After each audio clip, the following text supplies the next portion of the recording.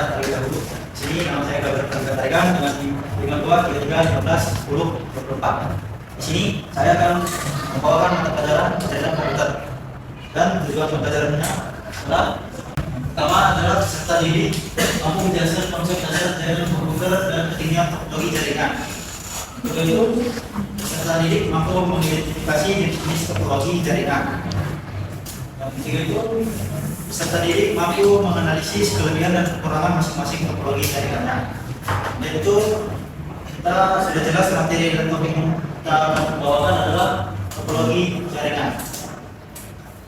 Untuk model strategi dan metodenya, pertama itu kita memakai media PPT dan contoh studi kasus serta kuis. Kemudian untuk penilaiannya sudah jelas saya bilang tadi juga adalah kuis dan pertanyaan studi kasus. Nah, kita langsung saja masuk ke dalam materi pembelajaran kita, topologi jaringan. Nah, saya akan bertanya lebih dulu kepada para penonton sekalian. Apakah ada yang tahu mengenai topologi jaringan? Masa tidak ada yang tahu? Baiklah, karena kita saya tahu maka akan saya jelaskan topologi jaringan. Topologi jaringan itu simpelnya adalah bagaimana cara para komputer itu bisa saling terhubung dan membagi datanya masing-masing. Jadi sederhananya topologi itu adalah jalur atau benang bagaimana mereka saling terhubung. Sini adalah contoh di mana ada dua jalur hubungan antara komputer. Menurut kalian mana yang lebih rapi? Kanan Pak. Kanan. Ya, yang kanan lebih rapi karena dia jalurnya tersusun rapi dan terstruktur. Itulah yang kita sebut dengan topologi jaringan. Nah, seperti yang saya bilang tadi, topologi ini adalah struktur benang atau peta yang menggambarkan bagaimana perangkat dalam suatu jaringan saling terhubung satu sama lain. Jadi sederhananya itu topologinya itu adalah desain tata letak jaringannya. Oke. Nah, kenapa sih harus ada topologi jaringan ini? Kan? Pertama itu adalah masalah biayanya. Tentu kalau kita membuat suatu jaringan di perusahaan atau sekolah gitu kan, pasti kita juga memikirkan efisiensi biayanya. Kedua itu adalah kinerjanya, karena tujuan kita untuk menggunakan itu pasti untuk supaya kita lebih mudah, lebih cepat dalam memperhatikan beberapa data dan juga file-file yang perlu kita ke komputer lain gitu, kita transfer file ke tempat lain. Lalu ada keandalan.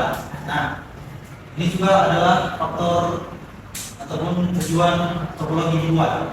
Karena dengan adanya topologi ini kita semakin mudah dalam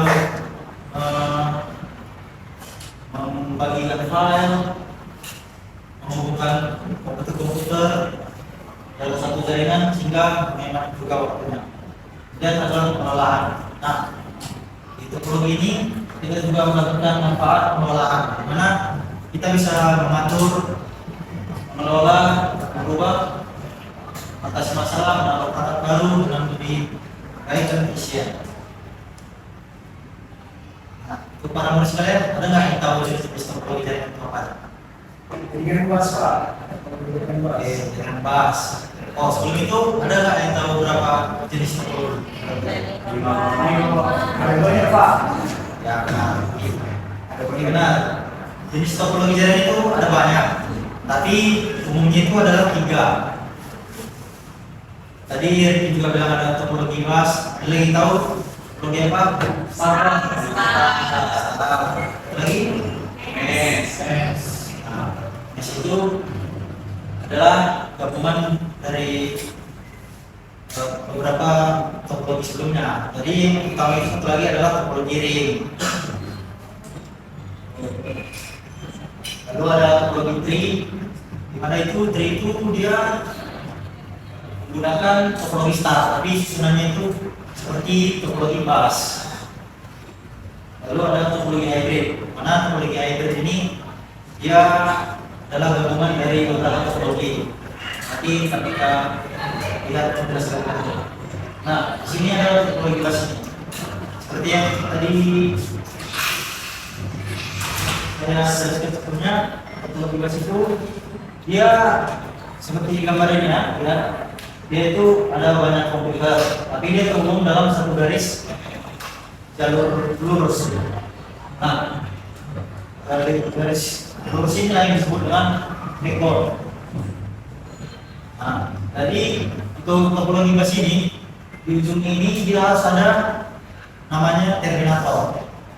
Itu untuk menutup saluran alirannya. Dia nggak boleh ada perangkat di ujung ini. Nah, apa sih kelebihan dan kekurangan topologi ini? Itu pertama itu jelas dia yang paling sederhana. Jadi dia hemat biaya dan juga mudah dipasang. Tapi kekurangannya itu tentu saja karena dia sangat simpel dan sederhana, dia juga rentan.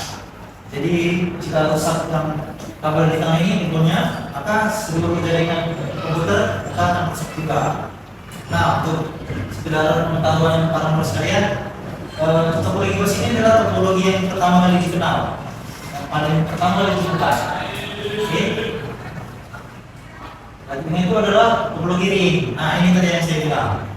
Kenapa sih namanya topologi ring? Pakai coba. Nah, karena sudah bisa kita lihat kan, ya karena untuk jalurnya dia seperti bulat bentuk cincin.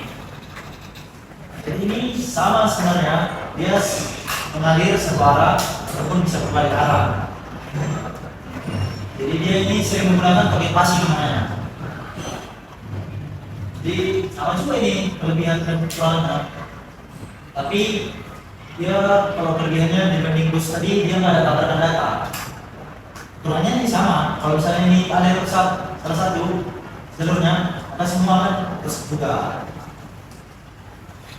Oke, selanjutnya adalah topologi star. Nah, seperti namanya star, karena dia seperti membentuk bintang, di mana semua komputer itu terhubung di suatu switch atau hub. Itu yang dibuat sebagai titik pusat atau sentral utama.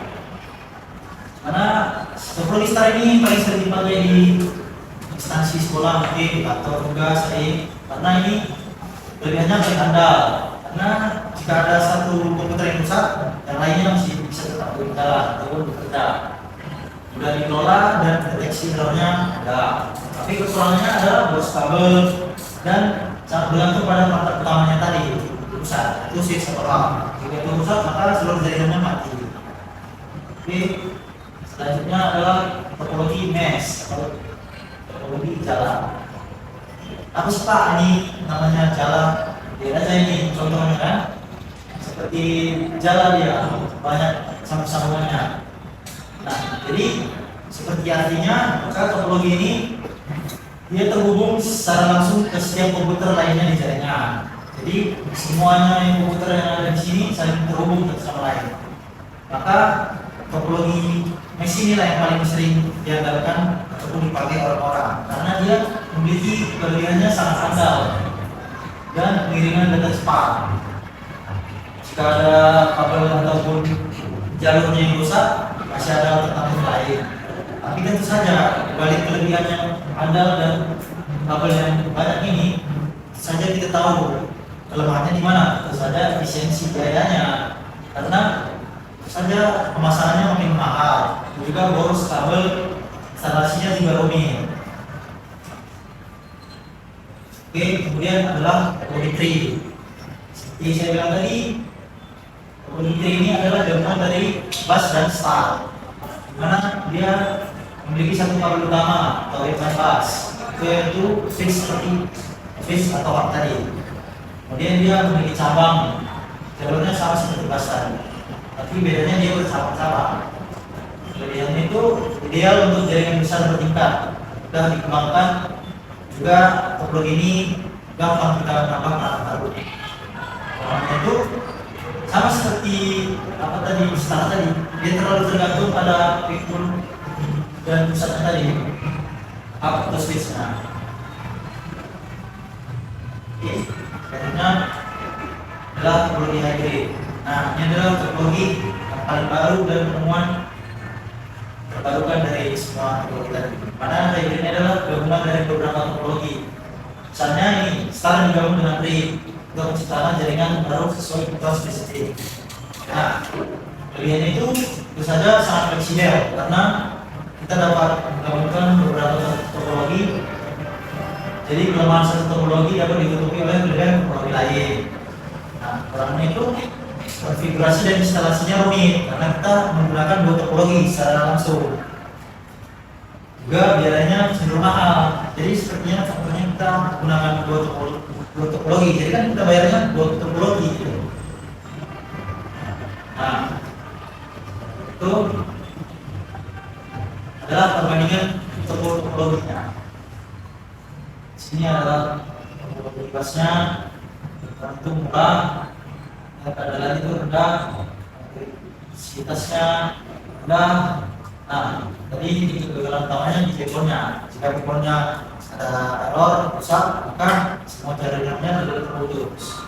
Ini adalah ring, mana tadi biayanya murah, keadalannya rendah, dan kompleksitasnya sedang. Titik kegagalannya di satu node terkabel, sama seperti bas tadi. Bedanya bas itu di kabel backbone-nya. Dia ada star, dan biaya sedang, ada tinggi, kompleksitasnya rendah, titik kegagalannya di perangkat besar. Dan untuk yang lainnya tadi juga saya jelaskan, jika kurang jelas bisa dilihat ya. Setelah sudah kita pelajari materi tadi, kemudian di sini Bapak punya studi kasusnya untuk sekalian. Nah, coba kita baca kenapa jawabannya untuk besar. Kita baca dulu ya studi kasusnya. Sebuah startup desain grafis baru saja didirikan dengan 10 karyawan. Mereka membutuhkan jaringan yang memungkinkan mereka berbagi file desain berukuran besar, mengakses internet dan menggunakan printer bersama. Mereka juga berencana untuk menambah karyawan dan perangkat di masa depan. Nah, kenapa sih jawabannya topologi star? Ada yang tahu nggak? Saya Pak, Nah, kita tahu. karena topologi star itu Pak cepat dan murah tersebut Pak. Oke. Ada lagi nggak yang mau nambahin? Fleksibel Pak. Oke, fleksibel. Untuk jawabannya sudah benar semua ya. Nah, alasannya itu sudah dipasang, sudah diperbaiki, dia cepat juga karena punya jalur sendiri pusat, juga fleksibel. Jadi kita bisa nambah kata baru, nambah susah. Nah, dari sini kita bercerita. Untuk kalian, coba kita jawab bis-bis. Pertanyaan satunya, dalam topologi besar, apa yang terjadi jika perangkat pusat atau switchnya mengalami kerusakan? Nah, saya bisa jawab. Saya Pak, Oke, betul. B Pak. D. Seluruh jaringan akan mati jika seluruh jaringan akan mati atau tidak dapat berkomunikasi. Iya Pak. 100. Satu berarti ini materi tadi ya. Oke, kemudian ini pertanyaan perangkat kecil yang wajib dipasang di kedua ujung kabel utama atau backbone pada topologi bus sebut. Tadi sudah dijelaskan. Terminator Pak. Oke, MK 1 semuanya. Oke, selanjutnya topologi manakah yang dianggap paling andal atau redundant karena memiliki banyak jalur koneksi di mana setiap perangkat terhubung ke setiap perangkat lainnya. Nah, apa tadi jawabannya? Siapa yang ingat? B Pak. Bes Pak. Nes. Oke. Siapa yang jawab? Aku Pak. Oke, rekam dulu ya. Baik, rekam dulu sini yang Pak. Nah, selanjutnya apa kelemahan utama yang serupa antara topologi bus dan topologi ring? Nah, saya bilang tadi. D Pak. D. Betul. Jika satu titik pada kabel utama, backbone atau lingkaran putus, seluruh jaringan mati. Oke, lihat coba. Oke, betul. Nah, ini pertanyaan berikutnya. Sebuah jaringan di gedung perkantoran memandang satu kabel utama dan membentang vertikal dari lantai 1 ke lantai 4. Di setiap lantai, kabel utama itu terhubung ke sebuah switch dan kemudian menghubungkan sebuah komputer di lantai tersebut.